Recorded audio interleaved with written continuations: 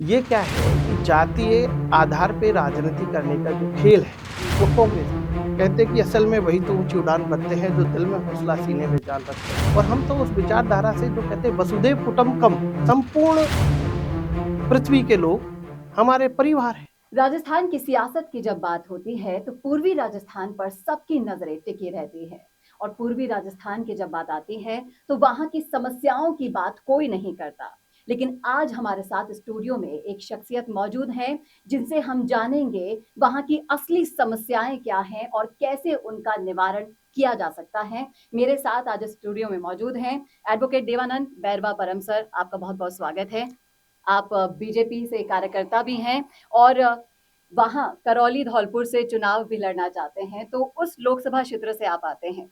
तो मैं ये जानना चाहूंगी, जैसा कि विधानसभा चुनाव में भी देखा गया था, हर कोई चाहता था कि स्थानीय और क्षेत्रीय निवासी खड़ा होए चुनाव में कैंडिडेट के तौर पर, जिससे असल में उनको समस्याओं का पता चल सके कि किन समस्याओं से जूझ रहा है क्षेत्र, और चुनाव जीतने के बाद उनसे समस्याओं का निवारण किया जा सके। तो आप उस क्षेत्र से आते हैं, तो आपको लगता क्या है कि कैसी-कैसी समस्याएँ वहाँ उन क्षेत्र में है जिन पर ध्यान देना बहुत ज़रूरी है? नमस्कार, सबसे पहले तो मैं राजस्थान संवाद को बहुत-बहुत धन्यवाद देता हूँ कि आप लोगों ने मुझे बुलाया। साथ में पूरे राजस्थान प्रदेश की सभी जनता का आभार व्यक्त करता हूँ कि मेरे जैसे किसी युवा व्यक्ति को अपनी बात कहने का मौका मिल रहा है। और मैं आपको बताना चाहूँगा जिस क्षेत्र से मैं आता हूँ, अ, मेरा तो पूर्वी और पश्चिमी राजस्थान इस तरह बाँटना नहीं है, मैं तो संपूर्ण राजस्थान की बात करने वाला व्यक्ति हूँ, संपूर्ण राष्ट्र की बात करने वाला जी। व्यक्ति हूँ। लेकिन मेरी लोकसभा जो क्षेत्र है, टोडाभीम विधानसभा, कैमला गाँव है मेरा। हुँ। एक छोटा-सा कस्बा है जहाँ से मैं पढ़ने की दृष्टिकोण से जयपुर आया और वकालत की। और मैं आपको बताना चाहूँगा कि प्रारंभिक जीवन में जब आते थे तो एक रेल चला करती थी, हुँ। जो माननीय जसकौर मीणा के द्वारा शुरू की गई थी, जिसका नाम था जसकौर भी बोलते हैं उसको। जी। तो गाँव से आते थे, जब जयपुर आते थे तो यहाँ रूम नहीं मिलता था, तो गेहूँ का कट्टा सिर पे रख के हम लाते थे।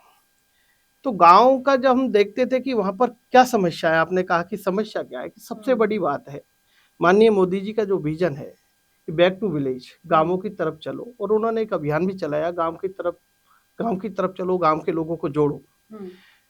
करौली धौलपुर जो क्षेत्र है, वो चंबल के सटा हुआ क्षेत्र है, जिसकी सीमाएँ भरतपुर से और सवाई माधोपुर से लगती हुई है। जी। और उसके पूर्व में और जाते हैं, चंबल को हम पार करते हैं तो मध्य प्रदेश से सटा हुआ भौगोलिक दृष्टिकोण से विंध्य का पठार ये क्षेत्र है, जहाँ पर बहुत ही बालू पत्थर है। हुँ।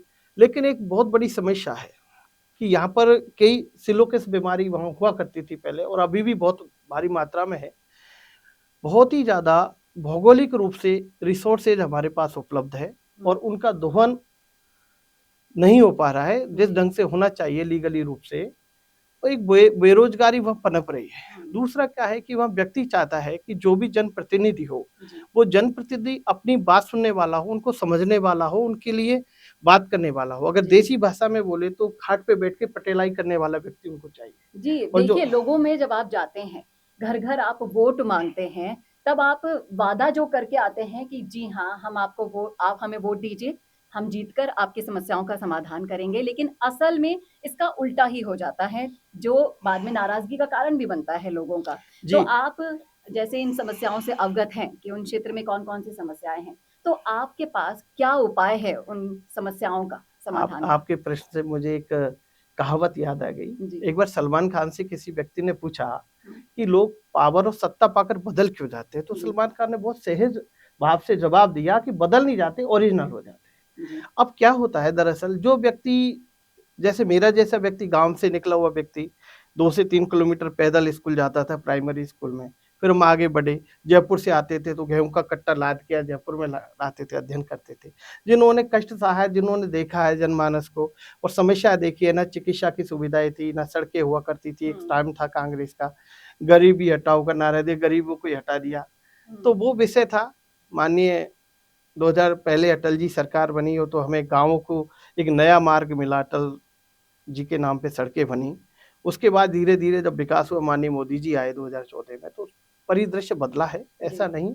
समस्याएँ होती है और समस्या हर जगह है। ऐसा नहीं है कि केवल पूर्वी राजस्थान में कोई विकट समस्या है। जो भी जनप्रतिनिधि आता है वो अपने हिसाब से कार्य करता है, उसकी कोशिश होती है कि वो कार्य करे। लेकिन विषय ये है कि आम व्यक्तियों को किस प्रकार से हम संतुष्ट कर सकते हैं, उसका एक कारण है कि आम व्यक्ति चाहता है कि बड़ी जो विकसित भारत की बात कर रहे हैं वो, और विकसित भारत के लिए हमारे पास ढेर सारी योजनाएं और कंसेप्ट है। 2047 तक नहीं, मेरा मानना है कि जिस गति से हम कार्य करें 2035 में भारत विकसित भारत बन जाएगा। जी। लेकिन निचले स्तर पर क्या होता है कि उनके क्रियान्विति नहीं हो पा रही है, और क्रियान्विति काम करना इसमें प्रशासन का भी योगदान होता है। केवल जनप्रतिनिधि ही क्रियान्विति नहीं करवाता, लेकिन अगर कोई मेरे जैसा व्यक्ति, मैं तो आम व्यक्ति हूँ, आम कार्यकर्ता हूँ, भारतीय जनता पार्टी अगर मुझ पे विश्वास जताती है, मेरी पार्टी है और मेरे कंधों पर जिम्मेदारी देती है, तो मैं कोशिश करूंगा कि जो समस्या मैंने झेली है या मेरे अपने भाइयों ने झेली है, मेरे आसपास के लोगों ने झेली है, उन समस्याओं को उन्हें रूबरू नहीं होना पड़े, ऐसा मेरा मानना है। और कहते हैं कि असल में वही तो ऊंची उड़ान भरते हैं जो दिल में हौसला सीने में जान रखते हैं। जी, और बिल्कुल सही कहा आपने। और अगर पूर्वी राजस्थान की ही जैसे हम बातचीत कर रहे हैं, तो ईआरसीपी एक बहुत बड़ा मुद्दा था, बहुत लंबे टाइम से अटका हुआ था, लेकिन बीजेपी ने अब उसे सुलझा दिया है। तो उसका फ़ायदा अब लोकसभा चुनाव में बखूबी बीजेपी को मिलेगा? नहीं, फायदा नुकसान की बात नहीं थी, हमारी प्राथमिकता हमेशा जन कल्याण की रही है। और कांग्रेस जो सरकार थी, गहलोत सरकार थी, उसने उस जन कल्याण की भावना से काम नहीं किया। उन्होंने केवल और केवल सत्ता को किस तरह भोगा जाए, सत्ता का फायदा कैसे उठाया जाए, इस बात को लेकर ईआरसीपी का मुद्दे को लटकाए रखा। अब भारतीय जनता पार्टी, माननीय भजन लाल जी ने आते ही 20 दिन में ईआरसीपी में एमओयू साइन किया। मध्य प्रदेश के साथ हमारा एमओयू साइन हुआ, राष्ट्रीय स्तर पर इस विषय को सुलझाया। माननीय केंद्रीय जल संसाधन मंत्री गजेंद्र सिंह जी ने बड़ी प्रखरता के साथ में इस मुद्दे को सॉर्ट आउट किया। और मैं तो बहुत बहुत धन्यवाद देता हूँ माननीय मुख्यमंत्री जी को, माननीय गजेंद्र सिंह जी को और माननीय प्रधानमंत्री जी को कि पूर्वी राजस्थान की जो भागीरथी के जो सपने थे उनको साकार किया। और पूर्वी राजस्थान की जो जनता थी, जो ये चाहती थी कि उनका क्षेत्र खुशहाल बने। और मैं आपसे कहना चाहता हूँ कि पूर्वी राजस्थान कृषि की दृष्टि से बहुत ही उन्नत जगह है, जहाँ पर सरसों का उत्पादन, गेहूं का उत्पादन, और आने वाले समय में मैं आपको बताऊं उन्नत किस्म के चावल का उत्पादन भी हम कर पाएंगे।